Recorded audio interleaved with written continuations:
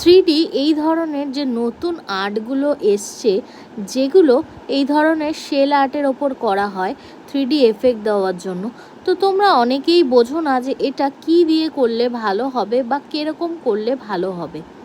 তো এইগুলো তোমরা যে কোনো নন ওয়াইপ জেল দিয়ে করতে পারো, যেগুলো নন ওয়াইপ মানে কোনো এগুলোকে তোমার মুছতে হবে না বা এটার মধ্যে কোনো চ্যাটচ্যাটে ব্যাপার থাকবে না, সেই জেলগুলো দিয়ে তোমরা করতে পারো। দেখো কত সুন্দর সুন্দর হচ্ছে। আর অবশ্যই খুব একটা মানে পাশাপাশি করবে না, একদম একটু গ্যাপ দিয়ে করবে, তাহলে দেখবে খুব সুন্দর এফেক্টটা আসবে। তো দেখো এখানে কত সুন্দর লাগছে। আশা করি তোমরা বুঝতে পারছো। এই ধরনের নতুনত্ব নেলের টিপস ভিডিওর জন্য অবশ্যই কিন্তু তোমরা আমাকে ফলো রেখো এবং সাবস্ক্রাইব করে দিও আমার এই চ্যানেলটাকে।